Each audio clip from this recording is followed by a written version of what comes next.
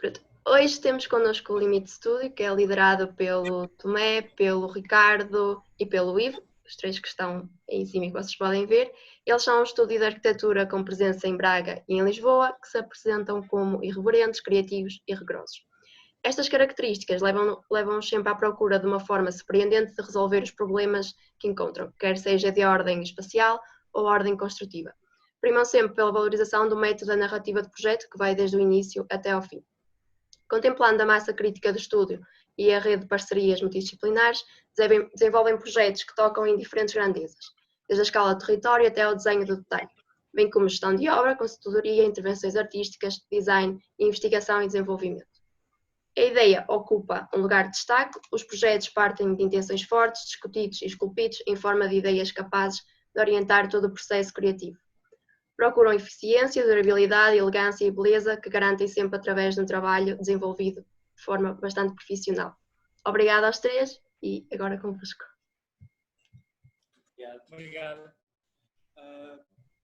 Obrigado, Margarida e Núcleo, pelo convite. Com muito gosto que aceitamos e ficamos entusiasmados só pelo facto de estarem a organizar este tipo de eventos. Portanto, muito obrigado pelo convite. Estendemos também já, não são muitos participantes, mas estendemos também o convite para haver gente a participar no núcleo, né? Se houverem estudantes que nos estejam a acompanhar nesta conferência, né? Deixamos nós próprios também o repto para que peguem né? que contribuam para o trabalho do núcleo, acho que é importante. E é importante haver esta plataforma de discussão que pode, de certa maneira, providenciar. Falaste bem. Portanto, a nossa apresentação aqui desta conversa teve como base as perguntas que nos foram feitas e nós organizamos assim, ou seja, vamos respondendo às perguntas uma de cada vez, para ser mais fácil também de entender. Portanto, aqui a primeira pergunta que tem a ver com os hábitos que nós adquirimos na escola, se nos auxiliam a ser mais eficazes nos dias de hoje. Nós encaramos aqui a universidade, a Escola de Arquitetura, como uma ferramenta que fomos adquirindo durante estes 5 anos que lá estivemos. Portanto, existem certamente, obviamente, muitos hábitos que fomos adquirindo e que servem não só para fazermos arquitetura, mas também para outras situações da nossa vida, ou se tivéssemos outro trabalho, né? Uma ferramenta que serve para muitas coisas. Portanto, há hábitos que nós vamos adquirindo, vamos enumerar aqui alguns. Planear foi um desses hábitos. Os hábitos, ao fim e ao cabo, planear é como quem diz, pensar antes de fazer qualquer tarefa, ou pensar, definir bem o caminho, não é? Antes de executar. Neste caso aqui, o que estamos a apresentar é a organização desta própria apresentação. Antes de a fazermos, estamos aqui a pensar como é que ele ia ser. Portanto, é um exemplo. Outro dos hábitos é estudar, neste caso estudar arquitetura. Faz-nos muita falta perceber e adquirir a cultura arquitetónica para também nós próprios sermos capazes de propor coisas novas, né? Propor coisas até ou eficientes e criativas. Temos que fazer esse trabalho. E quem diz cultura arquitetónica diz pormenores construtivos, espaciais, a nível volumétrico, conjugações, várias coisas, né? A nível de arquitetura. Desenhar também é outro hábito que foi adquirido, porque nós sabemos, vocês também sabem, alunos da escola, que esse curso incide muito na prática do desenho. Insiste muito também em que se desenhe. Então essa prática, esse hábito veio connosco e continuamos a fazê-lo, tanto dentro do escritório como para fazer projeto, como fora, né? Fotografar no sentido de adquirir, mais uma vez, cultura arquitetónica. Em qualquer sítio que vamos, já vamos com outro olhar, um olhar que foi também adquirido do curso, né? E em fotografar permite-nos trazer para nós próprios, mas para o escritório também, estes elementos que vamos recolhendo, né? E vão fazendo falta no processo criativo. Aqui trabalhar, também, como vocês sabem, né, este curso também ele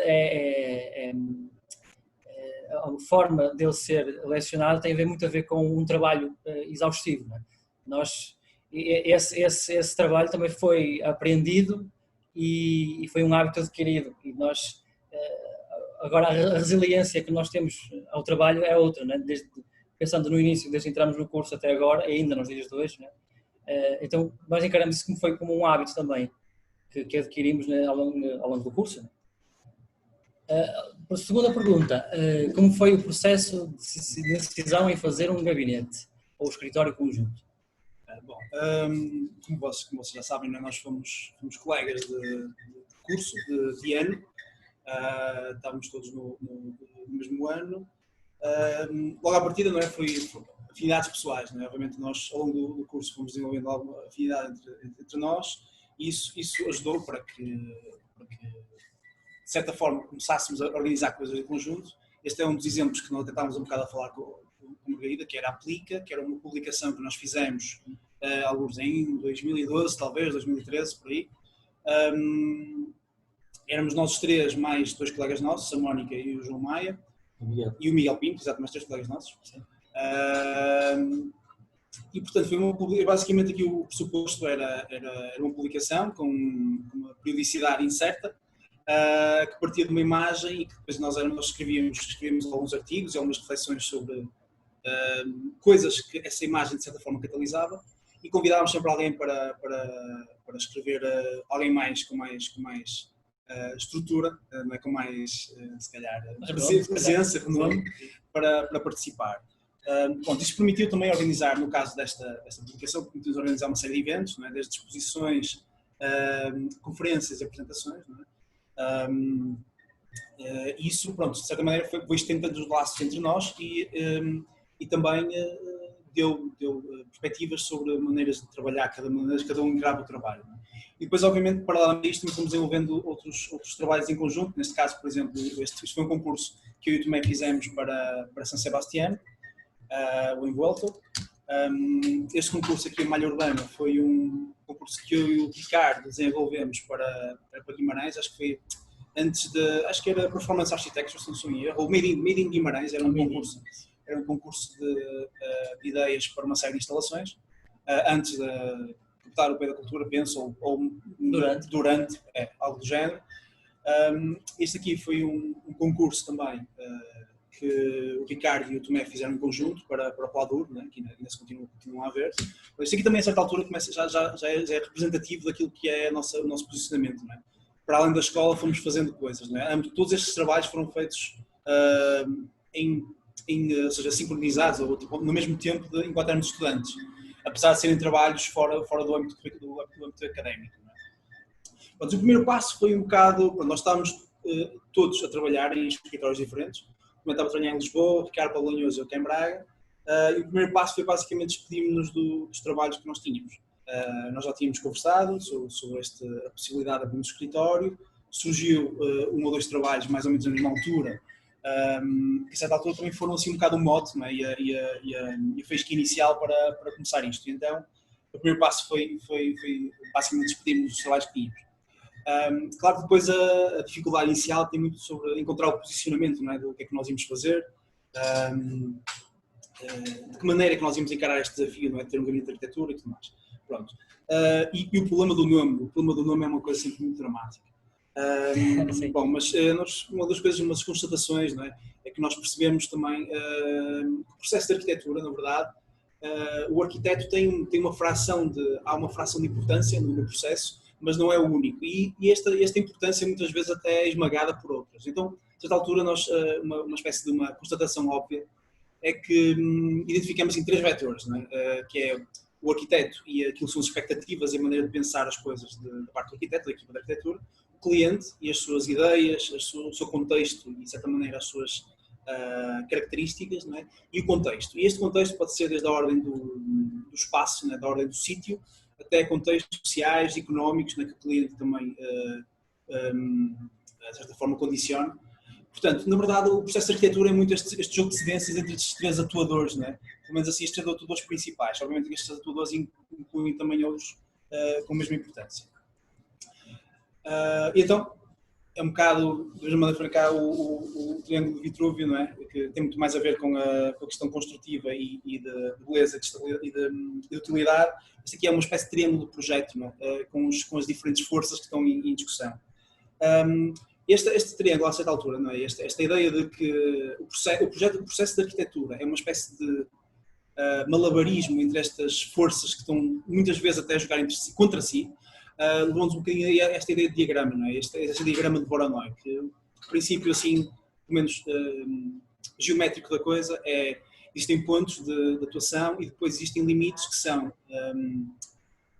efetuados a partir da mediatriz, não é? Do afastamento médio entre estes pontos. Não é?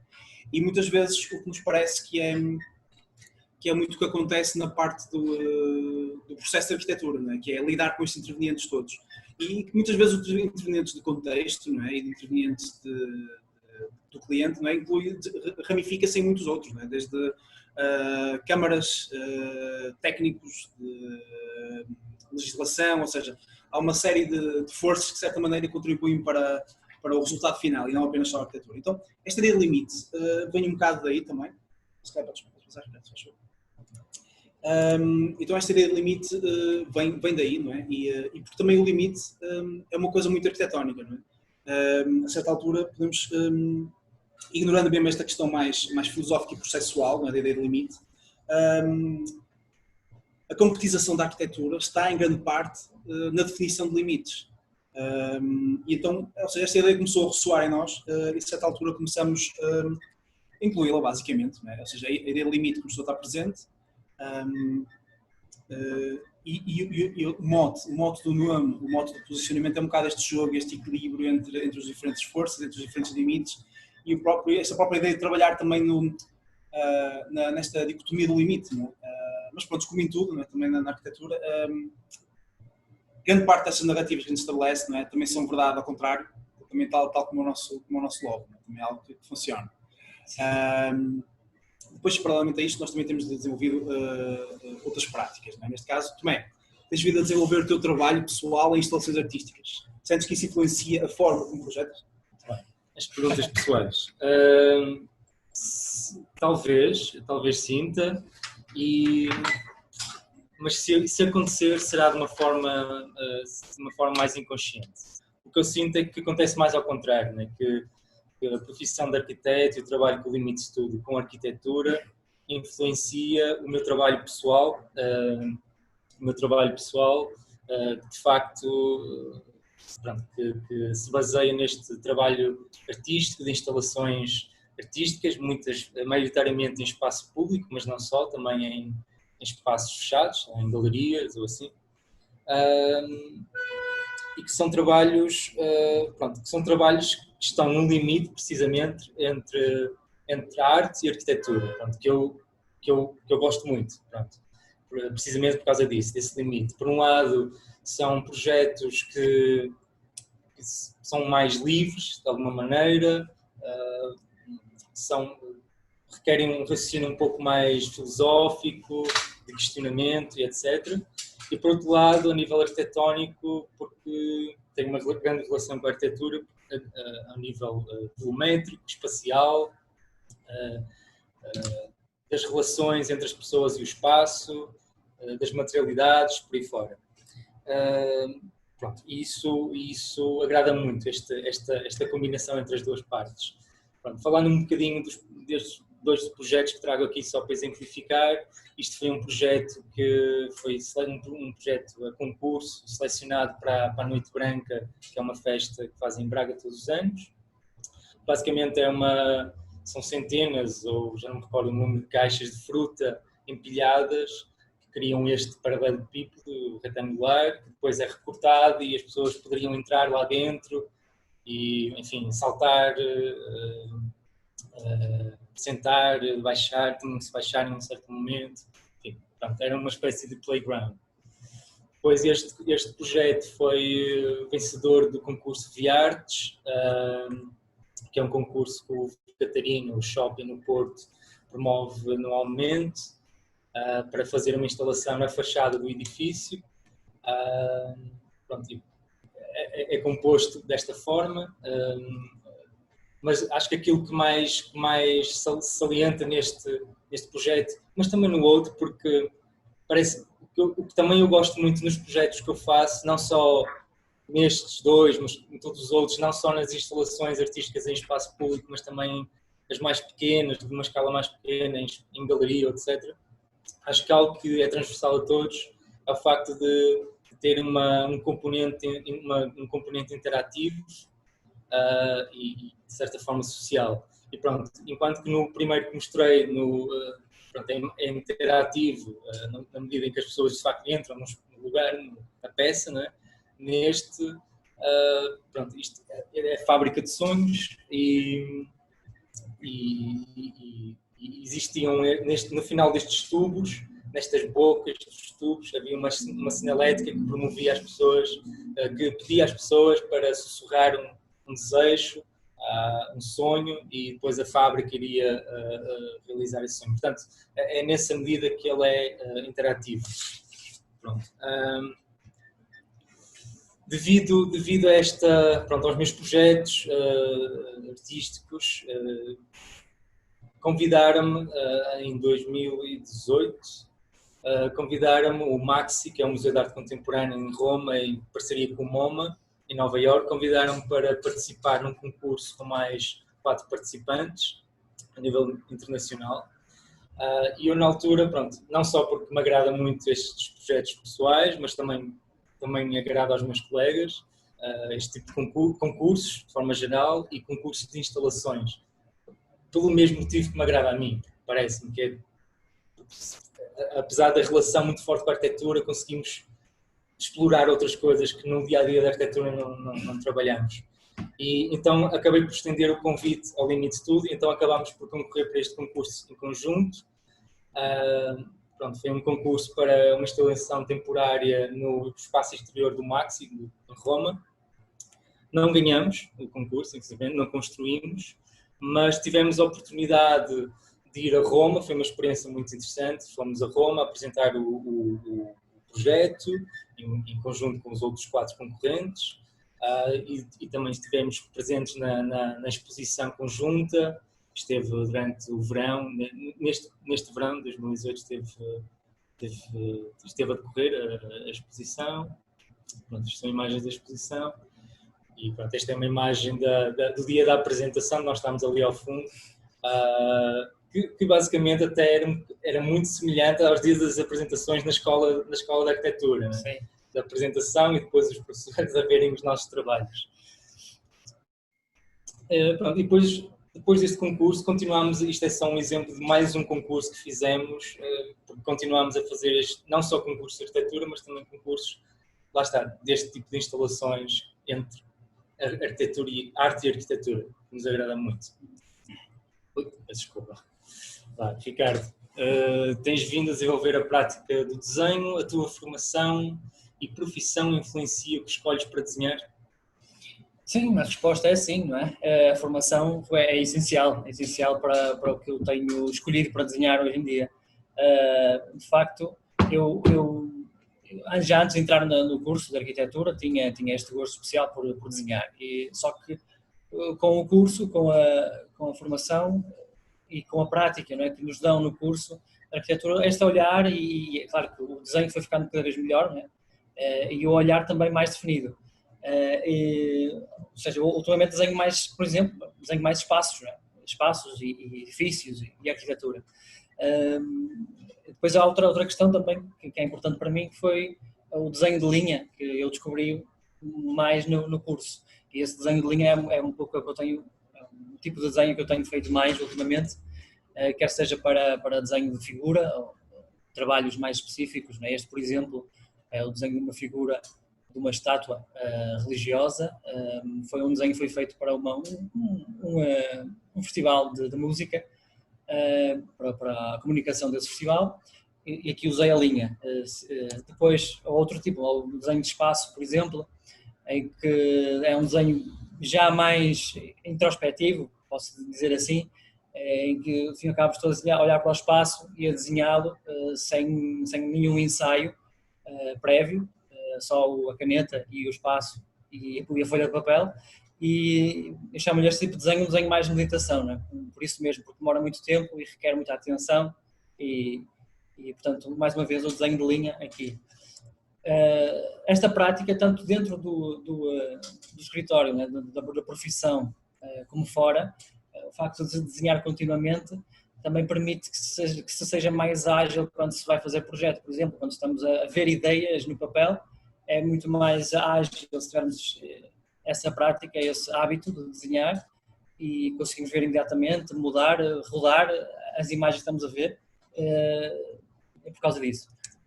Tanto, né, a nível espacial, de volumétrico, de cor, de luminosidade, portanto é uma coisa que tanto no escritório como fora vai-se fazendo quase de uma forma simbiótica, não existe assim uma diferença, o tipo de desenho que faço no escritório, o tipo de desenho que faço fora ou a viajar até também é uma coisa muito, muito usual da minha parte, é uma coisa muito unificada.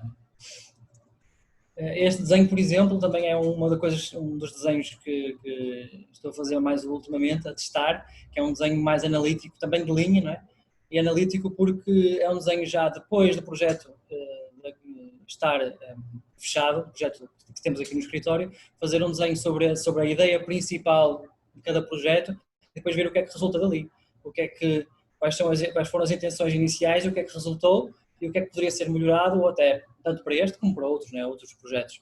Portanto, este desenho também ajuda, e por ser lento, né, por se demorar a fazer, ajuda a refletir. Agora o Ivo, agora a vez do Ivo. Em 2016 trabalhaste como investigador na escola, como é que foi esse processo de voltar à escola, Ivo? Foi muito giro. Muito giro. Não, de facto foi muito interessante voltar à escola. Nesse caso, não é? Eu tenho, é uma coisa, eu sou curioso, não é? E gosto de aprender coisas e basicamente ter a oportunidade de ser como bolseiro de investigação foi um bocado de ser pago para aprender coisas. E então é bom. Claro que depois há uma dificuldade, que era voltar à escola como aluno e teres de tratar os professores pelo primeiro nome e não pelo professor. Houve ali um período de transição complicado e alguns não consegui. Alguns já têm se calhar um estatuto e assim uma posição, porque aquelas pessoas que quando entram mandam na sala, esse aí é mais difícil de tratar por tudo, portanto, mas a maioria consegui. Pronto, dentro do trabalho enquanto bolseiro de investigação, obviamente aquilo foi um ano, houve muitas coisas que foram acontecendo, mas eu destaquei algumas coisas. Neste caso que é a impressão cerâmica, que era um equipamento que foi adquirido muito pouco do Instituto de Design. Eu tive a oportunidade de explorar um bocadinho, neste caso era um tijolo que nós estávamos a tentar desenvolver com uma geometria interna que fosse algo extravagante. Obviamente que isto também estava ancorado com outras questões do ponto de vista da condução térmica e tudo mais. Depois, aqui, Ricardo, depois outro acontecimento vai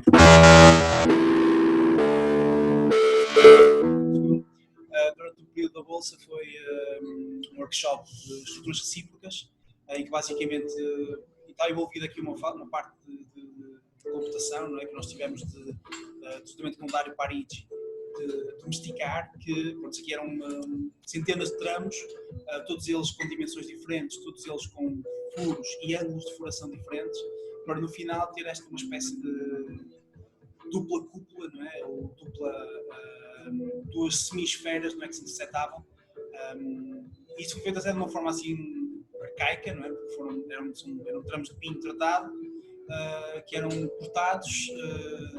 Nós produzimos, em conjunto também com o Bruno, que era o que estava, a pessoa que me estava a orientar nesta fase, e o Paulo Cruz, que também estava a organizar este evento de exposição e conferência. Basicamente conseguimos, tirávamos uma série, organizámos esta estrutura, fizemos o projeto desta estrutura, que está agora a aparecer na imagem, organizamos este conjunto de tramos por clusters e depois exportamos a medida, não é? As medidas de cada cluster para poder ser fabricado. Vemos ali os números, estavam marcados nos tramos, que basicamente é o indicar que número é aquele furo, não é? Porque associado a esse número estava um ângulo de furação e o posicionamento dele no tramo. Portanto, foi um trabalho engraçado, ainda quase numa outra vertente, né, da arquitetura, mais exploratória, se calhar mais numa parte quase de computação. Aqui estávamos nós a tentar, aqui era o dispositivo arcaico que nós fizemos para marcar o ângulo, ali uma espécie de transferidor, que nós rodávamos e indicávamos o ponto para depois posteriormente ser furado. Depois este tramo está a ser cortado. Em cada furo depois era marcado com stencil o número do furo, que é para depois conseguirmos montar isto depois lá em baixo, neste caso isto que está aqui a acontecer, essas filmagens foram feitas no seu design. Depois temos as guidelines para montar isto no sítio. Só um segundo agora para desativarmos o vídeo.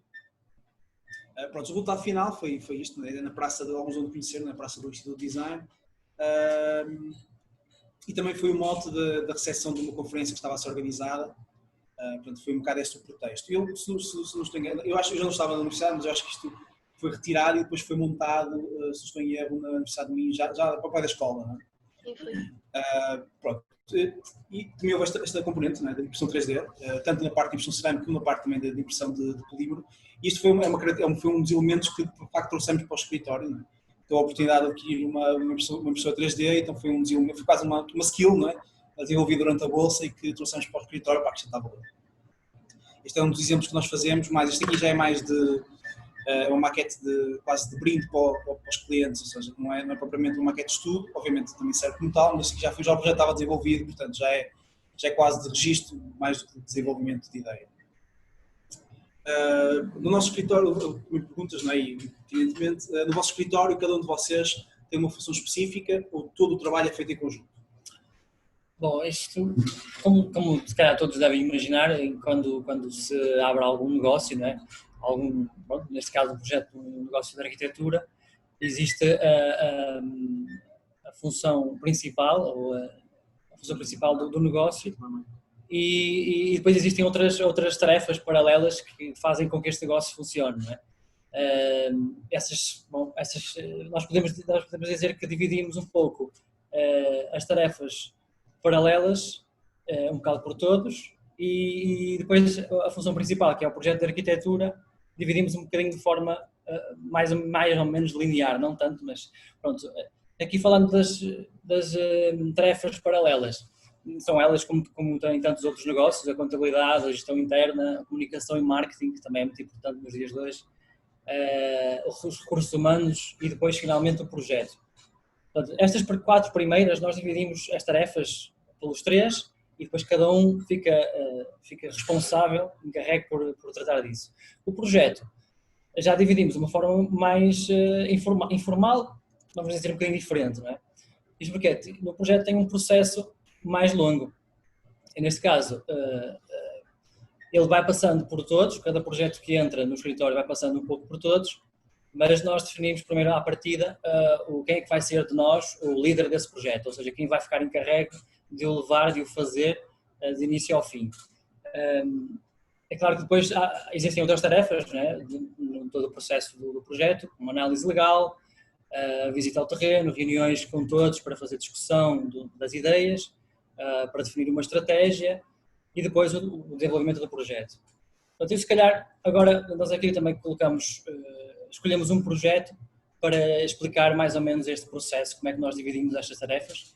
Escolhemos um projeto e o projeto que escolhemos aqui para apresentar é um projeto que ainda está a decorrer, mas é um hotel no Gerês, com umas particularidades um pouco específicas, mas já vamos a ver. Pronto, por este projeto, como eu estava a dizer há pouco, existe sempre esta tarefa de análise legal, é muito importante fazer-se logo no início, que fica normalmente quem fica encarregue é o líder do projeto. Ou seja, o que faz é ler regulamentos, ver o PDM relativos ao terreno, ao contexto específico deste projeto, e depois a partir daqui já definir algumas linhas orientadoras, não é? Porque isto, portanto, o facto de a legislação tem um peso muito importante, como vamos ver também à frente, na definição do projeto.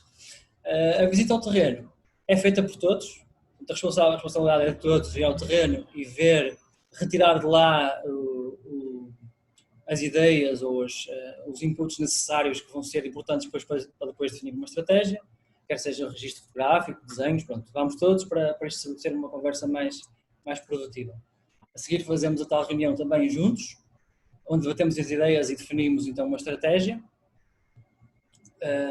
Nesta reunião, neste projeto em específico, foi necessário para nós também entendermos melhor o próprio terreno, fazer usar a tal impressora 3D para fazer uma maquete do terreno.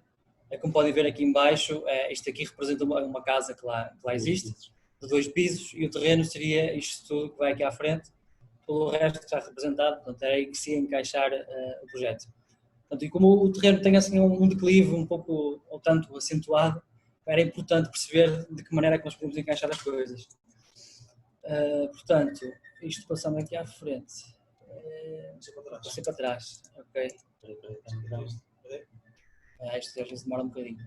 Claro que depois aqui há tarefas, não é? Que são. Esta, por exemplo, é uma tarefa em conjunto. Fazemos todos juntos. E mesmo as seguintes, esta aqui são imagens de coisas que vamos riscando, todos juntos em cima do papel. Ideias que vêm já do terreno, de linhas orientadoras já da própria topografia do terreno, ideias que são trazidas do cliente e que nós vamos filtrando também para encaixá-las de melhor forma no terreno e também da ideia que vamos retirando aqui.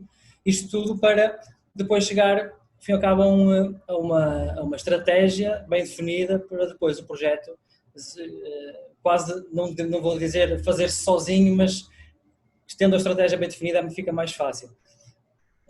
Neste caso aqui, a ideia seria retirar do terreno alguns pontos importantes da topografia, aproveitarmos da topografia para depois organizar todo o projeto. Sobre estes pontos iam ecoar algumas circunferências que iam definir a implantação e a distribuição dos elementos necessários do projeto, como vamos ver já a seguir. Portanto, daí que resulta uma imagem, um grafismo, que seria então esta estratégia de intervenção neste terreno. Portanto, isto para dizer que isto é feito em conjunto, uma estratégia define-se em conjunto, e esta parte já a seguir já é feita mais de forma individual.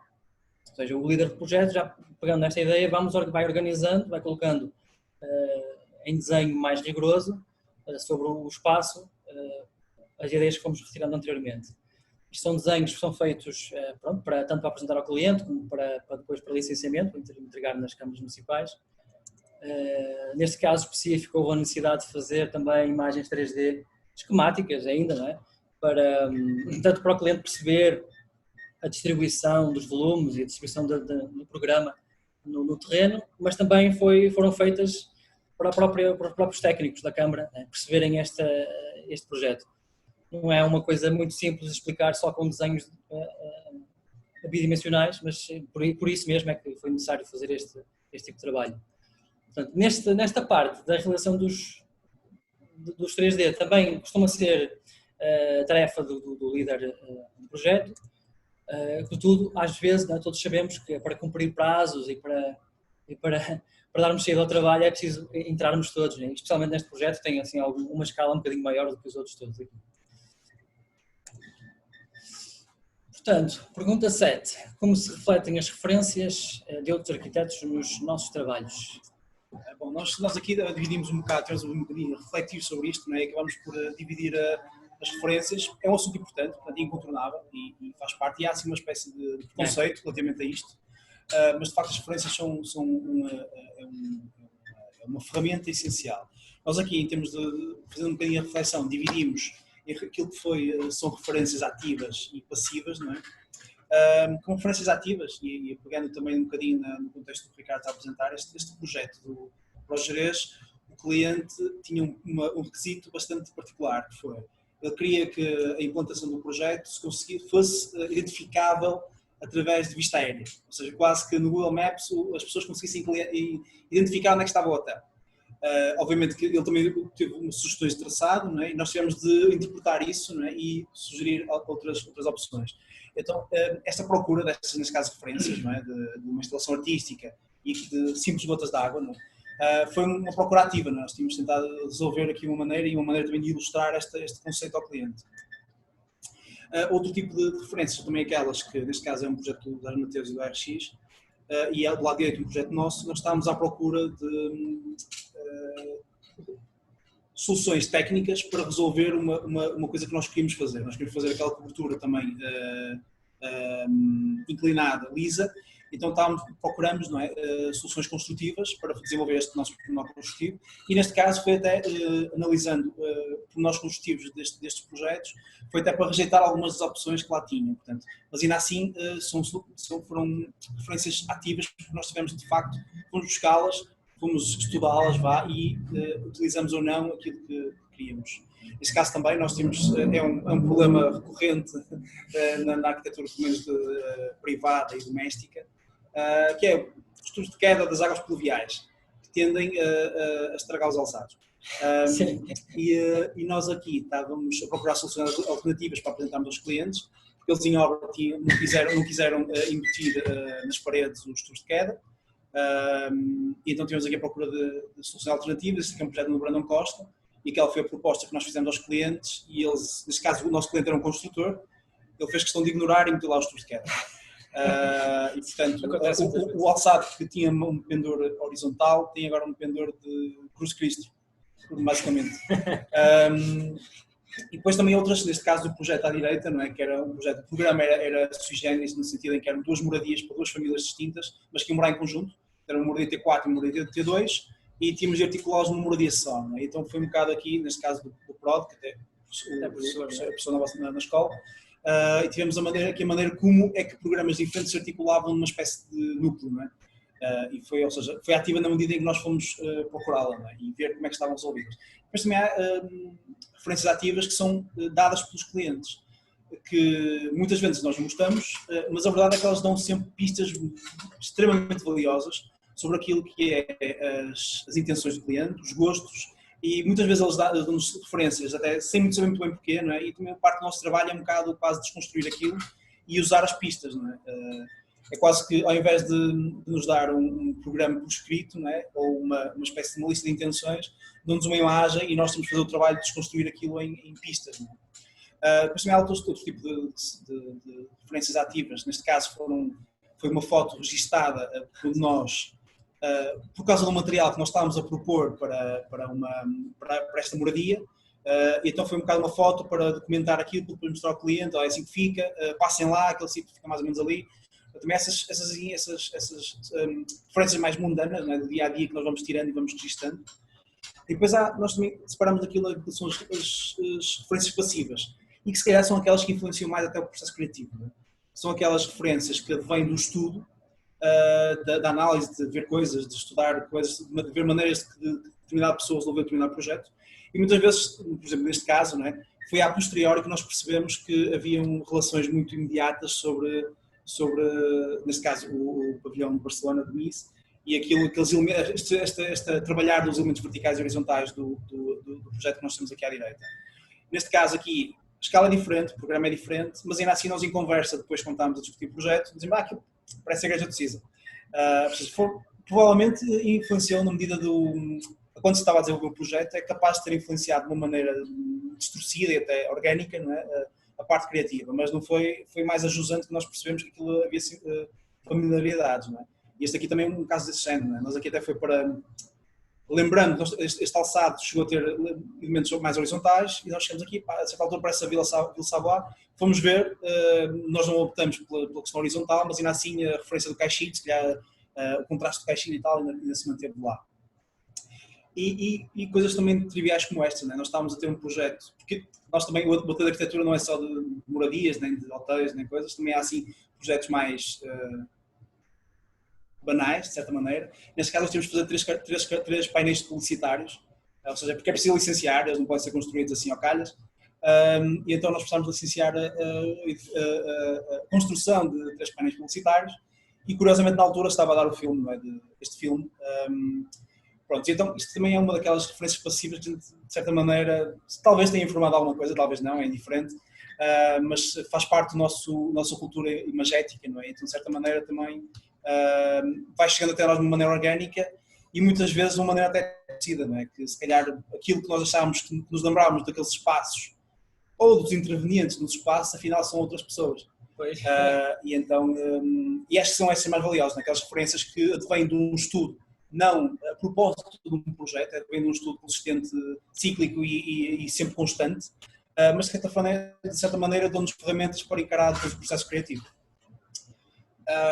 Outra pergunta que vos lançaram, pergunta 8, que e também é importante, né? Que programas são essenciais para o vosso trabalho?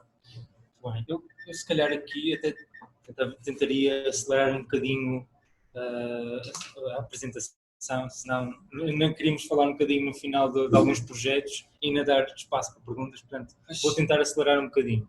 Pronto, as ferramentas que nós utilizamos, obviamente utilizamos software, que é bastante comum nos ateliês de arquitetura, AutoCAD, estamos a utilizar cada vez mais Revit, SketchUp para modulação 3D rápido, V-Ray, Lumion para renderização, os Adobes, Office e o Cura, que é o programa que é utilizado para impressão 3D.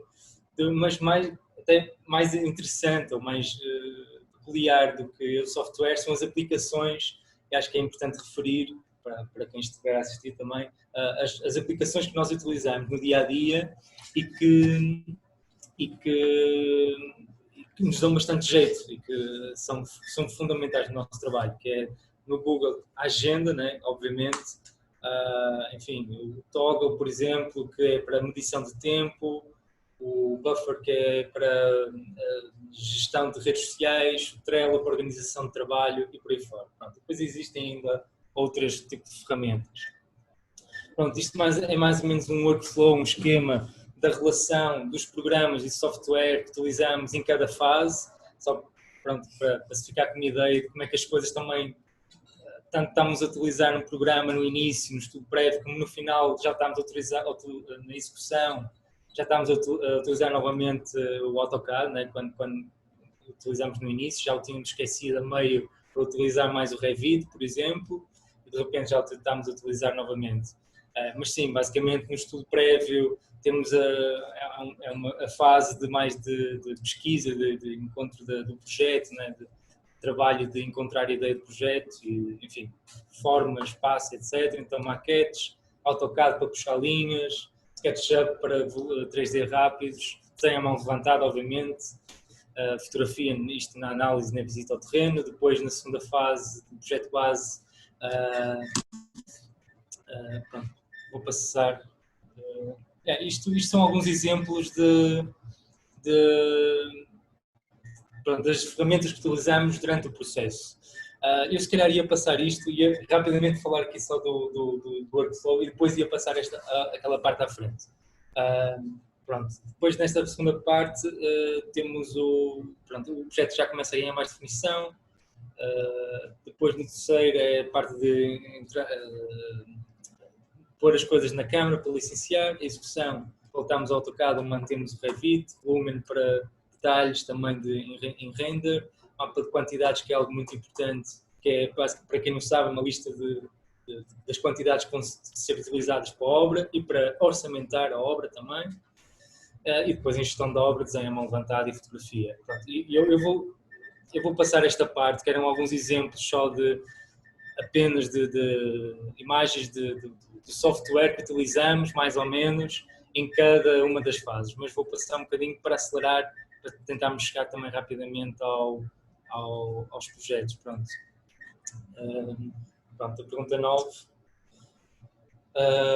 Como é que surgiu e em que é que consistia a ideia de fazer um concurso interno que posteriormente seria impresso em 3D? Nós decidimos fazer este concurso interno com a ideia porque nós, pronto, para já gostamos muito de fazer concursos, como já foi falado, e além disso, são concursos que muitas vezes não são totalmente relacionados com a arquitetura, ou tocam de alguma forma na arquitetura, mas não são sobre a arquitetura mais convencional, e pronto, este concurso interno é uma espécie de desafio, tentarmos explorar outras coisas que às vezes no dia-a-dia do trabalho não exploramos. Pronto, este era um concurso que criámos um enunciado, tinha um tema, neste caso era o limite, e tinha que ser impresso em 3D. Pronto, isto é uma das propostas, todas as três propostas, cada uma feita por um de nós, tinha este tema limite, né, como tema de trabalho, e exploravam aquilo que também já foi apresentado no início da apresentação, né, que esta ideia de explorar o que está aí entre uma coisa e outra, né? Por exemplo, da imagem que está do lado direito, é um plano, divide, cria um limite e depois é explorado esta é a imagem do mesmo projeto, e depois é explorado esse lugar que está entre duas coisas. Portanto, e é um bocadinho, e estas propostas tentavam um bocadinho explorar esta ideia, este tema. Aqui também questiona um bocadinho o que é o limite entre a realidade e o espelho da realidade, o valor de uma coisa e da outra, do que se faz e daquilo que se vê, e depois a criação, por exemplo, de um limite, aqui na imagem superior direita, que depois, numa outra, isto era uma peça para ser impressa em 3D, que depois, numa outra perspectiva, esse limite, não é, que era criado com a silhueta de uma casa, acaba por ser totalmente transformado e noutros limites. Pronto. E era um bocadinho esta ideia do concurso que depois vamos fazendo de longe a longe, com outro tipo de enunciados. E pronto. E agora, sim, vamos falar rapidamente, se calhar, não sei se ainda estamos com tempo ou não, quer dizer... Sim, nós mesmo vamos falar brevemente, porque acho que sim, vamos tentar também fazer isto mais rápido. Sim, 5 minutos, pronto, aqui nós vamos falar da Lapa House, portanto, Santo Tirso, loteamento, constrangimentos económicos, do orçamento que nós para construir era baixo, 120 mil euros, 130 mil euros, programa moradia, T3, mais escritório, garagem para colocar em anexo. Pronto, a particularidade, não é, deste tipo de enunciados e deste tipo de questões de loteamento é um bocado de, pronto, a primeira análise, não é, perceber ali a relação com a rua e questões de exposição solar e tudo mais, mas o que é facto é que em questões de loteamento, não é, já há regras que estão definidas. A certa altura, a pré-existência deixa de ser só questões como exposição solar, elementos já localizáveis no terreno, mas também a volumetria, que é tipo, quase como uma pré-existência abstrata. Não é? Então, neste projeto, nós também, é um pensamento muito corrente, que nós, obviamente não é o primeiro, nem há de ser o último, temos vários projetos em loteamento, não é? E que nos leva sempre a refletir, não é, de que tipo de ideias é que cabe em loteamento, porque foi uma espécie de terreno e de zona já domesticada e regrada, não é? E a certa altura são ideias que têm de caber em constrangimentos muito definidos. Não é? Então, aqui neste caso nós assumimos esses constrangimentos, o loteamento indicava os afastamentos, indicava o volume, indicava a pegada da casa e dizia que tinha 2 pisos. Nós, ok, vamos... A pré-existência deste terreno é os limites, é a exposição solar, é as características do terreno, mas também é o volume. Pronto, aqui a abordagem do projeto foi basicamente assumir esse volume e esculpi-lo de forma a responder ao programa. Foram feitas aberturas de forma a relacionar-se com o exterior, a colocação das áreas sociais e das áreas privadas, não é? A relação do tal escritório na zona do resto de chão, que se pudesse transformar depois num quarto. Aqui a questão, a dificuldade também era a exposição solar mais favorável, portanto o sul inicialmente estava na zona da frente da casa, que também era a zona de entrada da rua, ou seja, havia aqui a dualidade de temos de abrir para sul, mas também temos de sair da rua para não expor a privacidade das pessoas. E daí, por exemplo, esta janela aqui no piso baixo, que é a janela da sala, né, fizemos este afastamento, levantamos a janela para, de certa forma, dar ali mais um afastamento perante a rua, não é? Não fizemos, não é possível aceder da sala diretamente para a frente do terreno, não é? Para não incentivar esta exploração. Este rajo que vai marcando a entrada, que sutil, não é? Mas que ainda assim fazia parte da ferramenta que nós identificamos para o conceito de projeto, não é? Esta questão da escavação do volume.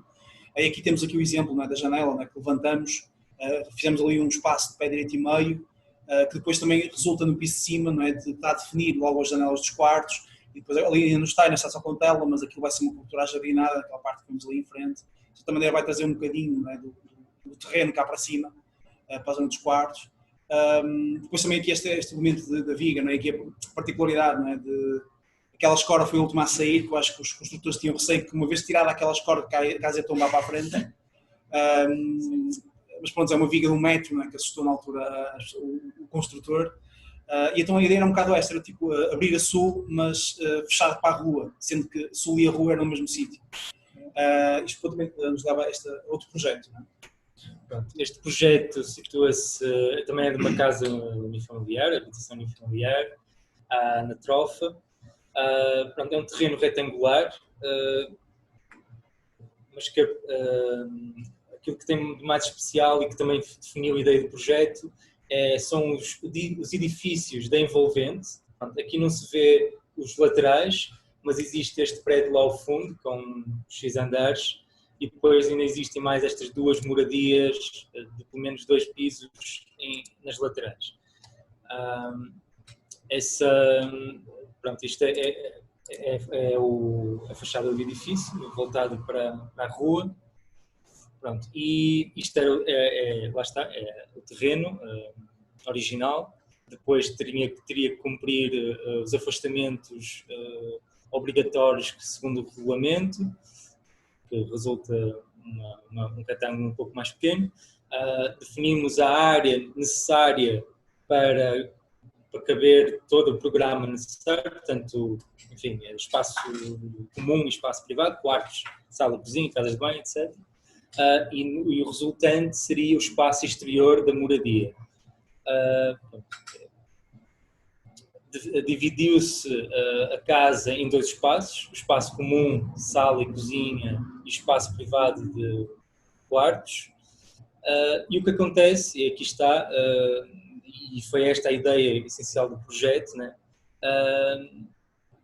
Que por causa desta envolvente e dos prédios que estão na envolvente, dos prédios e estas 2 casas na envolvente, para se conseguir um espaço mais privado na zona exterior, acabou por se trazer o backyard, né, para o middle, do quintal, a zona exterior do logrador do final do terreno para o meio, que acaba por separar a zona o tal espaço comum do espaço privado. Pronto, era necessário fazer a ligação entre estes 2 espaços e depois a cobertura que vai não só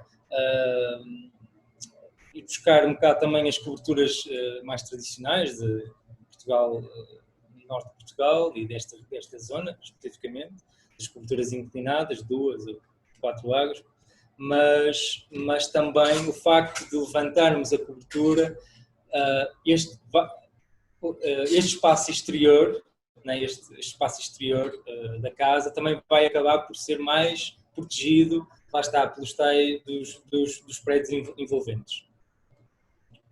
Então, também é importante referir este torreão circular, este cilindro que se encontra ali, que no esquema não estava representado, mas também acho que é importante neste projeto, que serve, acho que aqui na planta dá para perceber, a zona de entrada está ali junto ao cilindro, a entrada na casa, propriamente dito, que serve de distribuição de espaço, serve de zona de marcação de espaço de entrada, também esta conjugação do círculo e das linhas curvas com o próprio este desenho deste armário na entrada também vai privar ainda mais a zona privada, né, a zona dos quartos, e vai direcionar as pessoas para, enfim, convidados e por aí fora, para a zona comum. Onde isto são o corredor de entrada, em direção à garagem. Isto é o pátio central, que lá está, ainda se vê lá ao fundo o prédio. Isto é um projeto, são parênteses, isto é um projeto que vai agora entrar em obra este ano, a partida, portanto é sempre um pouco a partida em setembro até. Portanto, isto são imagens ainda tridimensionais, como dá para perceber. Pronto, então este é o tal espaço interior, exterior, mas privado, não é? Ali a zona comum de um lado, o corredor que liga depois esta zona privada. O espaço de entrada, o tal cilindro, o tal armário que também bloqueia um pouco o acesso, a sala, a cozinha,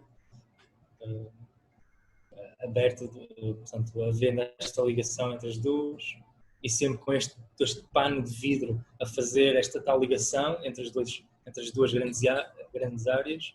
Isto também porque também se pretendia que a casa se voltasse a sul, obviamente, e daí este vidro estar direcionado para essa zona. E depois a zona de corredor para os quartos. Bom, este outro projeto, Middle Plan House, foi um dos nossos primeiros projetos, nossos primeiros trabalhos aqui no escritório, começou por ser um projeto para uma moradia e depois acabou por ser um projeto para 5.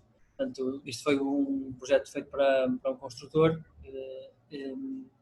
e tal como o Ivo também estava a dizer há pouco, este projeto é feito para um terreno que é um lote, faz parte de um loteamento com umas regras legais muito definidas e umas condicionantes já a priori. E nós perguntamos o mesmo logo na altura, não é? Como é que fazemos aqui, como é que partimos para o projeto, pensando já nestas condicionantes.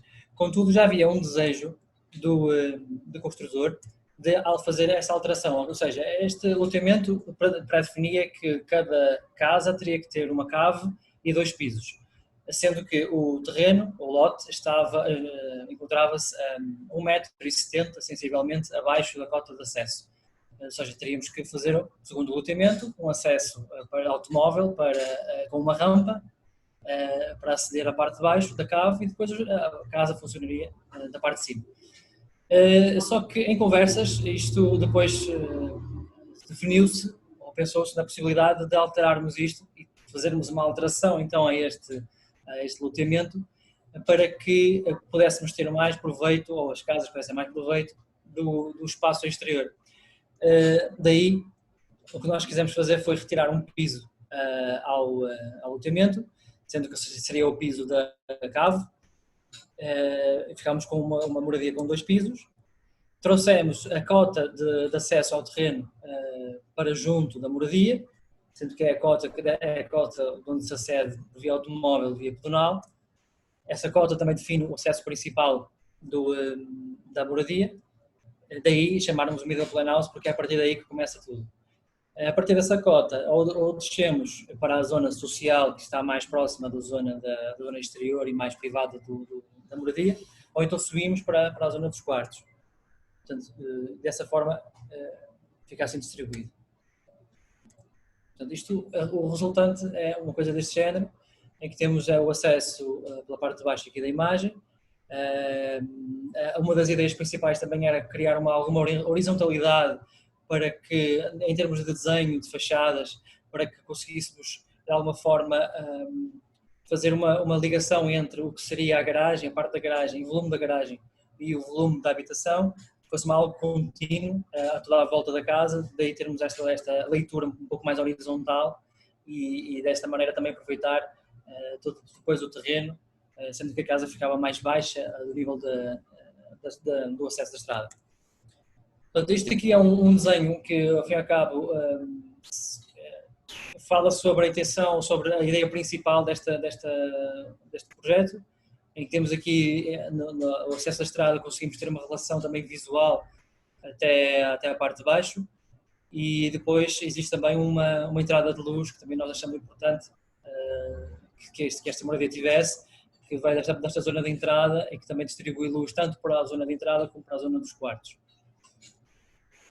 Portanto, isto são algumas imagens destas 5 moradias que estão ainda em construção, mas que já se começa a perceber o volume final e estas nuances desta horizontalidade que nós queríamos que este projeto obtivesse. Portanto, aqui é uma outra imagem que já dá para perceber este conjunto. Falta aqui uma só, que ainda está atrás da fotografia. Portanto, estes são algumas recantos também da parte dos acessos exterior dos quartos. Nós queríamos que fosse algo mais também reservado, porque a ideia principal era que a casa aproveitasse o terreno e não tivesse um espaço interior da casa, né? E, portanto, chegamos ao fim da apresentação e esta é a última imagem e tudo o que nós estamos aqui a dizer é tudo uma aprendizagem, como estamos aqui, como o próprio título indica, uma aprendizagem contínua. Às vezes parece que estamos muito certos de uma ideia ou de uma preocupação e no dia a seguir já não estamos certos, já é outra coisa. Portanto, continua sempre assim e isto também é algo que nos orgulha, ao fim e ao cabo, né, do nosso escritório, é que lá está, o próprio logo indica que nós temos uma ideia, mas o contrário também pode ser verdade amanhã. Portanto, esta imagem é um bocadinho uma brincadeira, mas aconteceu, não é? O facto de querermos listar tarefas contraproducentes e essa lista ter ficado permanecido vazia durante muito durante tempo, ela ficou até agora, vazia. ficou vazia. Pronto, foi ela em si mesma uma tarefa contraproducente, né? E isto só... É espelho do dia-a-dia da arquitetura. Sim. Dia-a-dia de trabalho no escritório. Pronto. Bom, abrimos agora também, se calhar, a discussão, se quiserem fazer perguntas. Eu peço que, se quem quiser fazer perguntas, ou que ligue o microfone ou que escreva aqui a mensagem no chat. Acho que há coisas já... Como preferirem, se tiverem, claro. E não liguem já aos rapazes, está bem?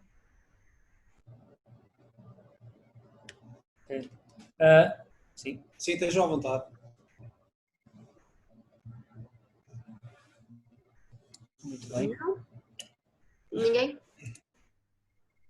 Estão envergonhados. Ok. Pronto. É normal, não é? Sim. Isso acontece sempre. É normal isso. Pronto, então se calhar... Não sei não, estejam à vontade. Não sei se Margarida, se queres perguntar alguma coisa, Sim. dar tu um mote para Olha, algum eu quebra-gelo. por acaso sim. Aliás, até eu li na introdução que também tinham o vosso escritório em Lisboa, ou faziam trabalhos em Lisboa. Como é que gerem isso estando vocês em Braga? Tipo, se têm lá alguém, Bem, como é que funciona? Se têm lá um sítio, se é tipo, vão lá de vez em quando? é um bocado, nós temos um projeto em Cascais, mas isto no início também do escritório, não é? Nós não tínhamos espaço físico, então veio uns meses, enquanto o estava em Lisboa, e portanto isso é um modo também de trabalhar, e reuníamos uma vez por semana, 2 vezes por semana, para discutir o projeto e para afinar ideias para a semana, e depois acabámos por trabalhar afastados. E pronto, neste momento temos alguns projetos, não é? Temos nesse caso o que fazer, ainda está em fase de projeto, mas ainda não se demonstrou não houve muita dificuldade, não é? Ferramentas como o Zoom e tudo mais facilitam a reunião com clientes e a maior parte das coisas consegue-se fazer à distância. E pronto, depois também obviamente não é também maneira, não é, de ter outro mercado, não é? Não ficar só centrado no nosso mercado aqui mais local, mais minhoto. Sim, mas a nível prático, né? Se calhar,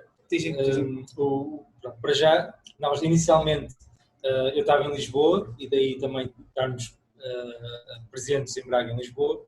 Entretanto, eu neste momento já estou cá, estou a morar em Braga para já, mas o que acontece com os projetos que temos lá, por exemplo, este projeto em Cascais, pronto, para já, numa fase inicial, conversamos até com o cliente muitas vezes por Zoom, mesmo antes desta situação do vírus, já conversávamos com o cliente e fazíamos as apresentações de projeto por Zoom, né? Mas pronto, sempre que é necessário uma visita mais importante, por exemplo, ao local do projeto, nós vamos lá. Portanto, e alguma coisa, nós também temos parceiros em Lisboa que para coisas mais pequenas, enfim, podem sempre auxiliar-nos, né? Para uma visita a uma obra, por exemplo, a verificar se alguma coisa está errada ou assim, essa pessoa, esse parceiro pode deslocar-se ao local para o fazer. Mas sim, geralmente, sempre que é necessário, nós vamos ao local. Não é? Temos aqui uma perguntas. A Catarina Loureiro pediu um conselho para arquitetos recém-formados. Qual é o conselho que nós poderíamos dar? À partida, o que me vem à cabeça é faça muitos amigos. Faça muitos amigos. De outras áreas. De outras áreas, principalmente. Porque, de facto, se quisermos nos lançar ou começar a trabalhar de forma independente, as primeiras pessoas que nos vão dar a oportunidade de começar o projeto serão pessoas próximas, não é? Ou amigos, ou conhecidos. Não é? E isso é muito importante. É claro que se formos trabalhar para os escritórios, seremos uma peça de uma empresa, não é? E aí não teremos essa preocupação. Mas se quisermos fazer de forma independente, acho que é muito importante isso, as relações. Sim. E também diria que a parte mais da transição, portanto, do mundo académico para o mundo profissional, acho que é importante fazer coisas fora do mundo académico, no sentido, se pensarmos que quando acabarem o curso, não é, vão ser 50, 60, mais ou menos com o mesmo currículo, não é? É sempre porreiro ter algum elemento que nos distinga, não é? seja concursos que foram feitos e que nos demonstram proatividade, seja tipo organização de eventos que demonstra tipo afinidade com a arquitetura ou presença. No meu caso, especificamente, eu e o Ricardo fomos trabalhar na altura na organização do Pecha Cuxa, e eu arranjei estágio por e-mail. Basicamente o José Martins, que era o organizador do Pecha Cuxa, juntamente com o professor Rosmaninho, organizava o Pecha Cuxa, mandou-me um e-mail a perguntar se eu conhecia alguém que quisesse trabalhar no escritório dele. Eu estava a entregar a tese, não é? E eu voluntariei-me para ser eu, e foi assim que eu arranjei estágio. Portanto, comecei a arranjar trabalho quase no momento em que entreguei a tese. E obviamente que isto não era possível, não é? Se não houvesse tipo estas outras coisas, não é? Que a forma nos permitisse, primeiro, como o Ricardo estava a dizer, criar novas relações, e também, de certa maneira, distinguir-nos de alguma forma. Às vezes são subtilezas, não é? Porque não precisa ser nada muito extravagante, não é? Não precisa ser ganhar um concurso, às vezes basta participar e mostrar ali alguma proatividade fora do mundo académico. É isso.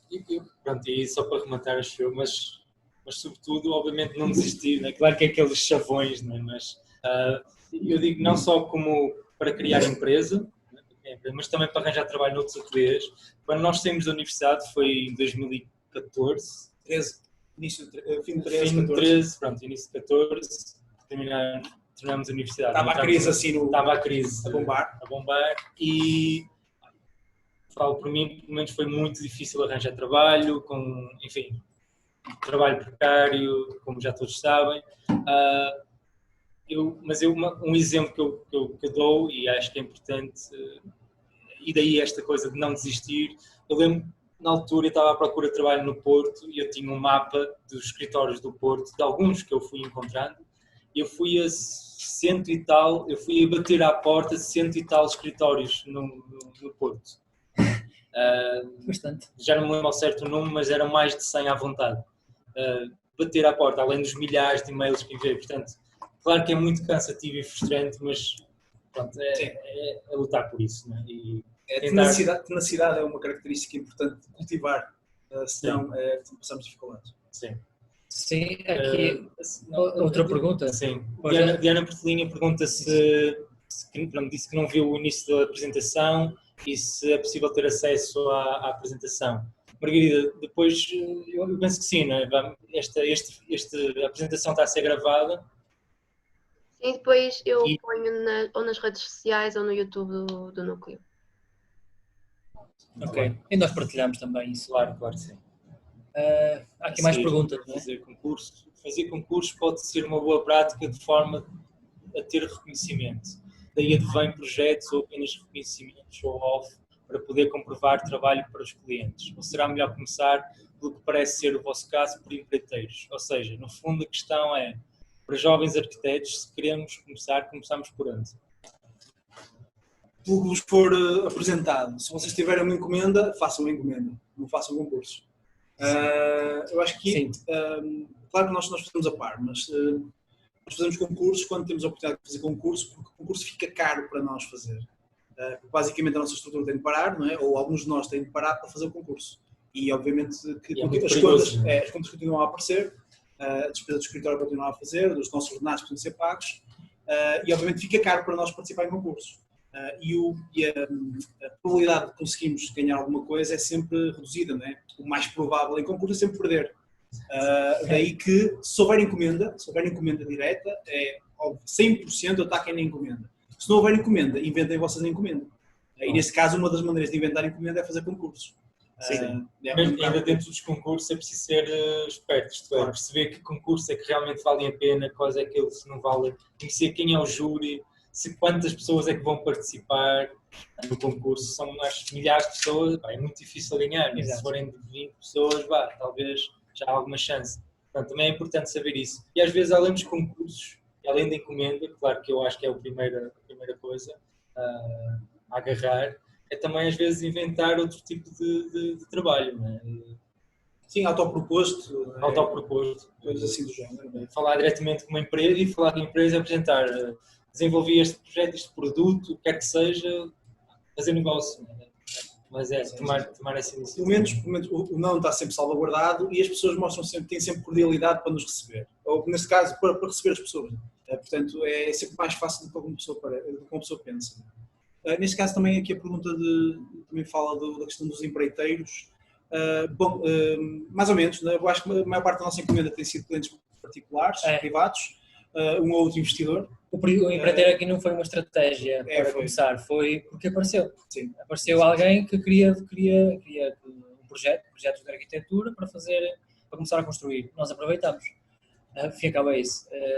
Este tipo de clientes empreiteiros são tipo agridoces, porque são clientes potencialmente repetentes, na medida em que nos entregam depois um novo trabalho, mas também são clientes mais difíceis, porque obviamente que os objetivos deles são outros. Rentabilidade. É rentabilidade, é otimização, é meter calores por fora, esse tipo de coisas. E fazem um bocadinho da maneira que eles já estão habituados. Sim. E às vezes também é difícil sim. trabalhar isso. Obra por si só já é um animal selvagem, na medida em que aquilo toma caminhos que a gente não consegue antever. Obra em que o cliente é empreiteiro, então é uma coisa ainda mais difícil de controlar. É deixá-lo ir, é deixá-lo ir. Sim, é muito normal isso acontecer.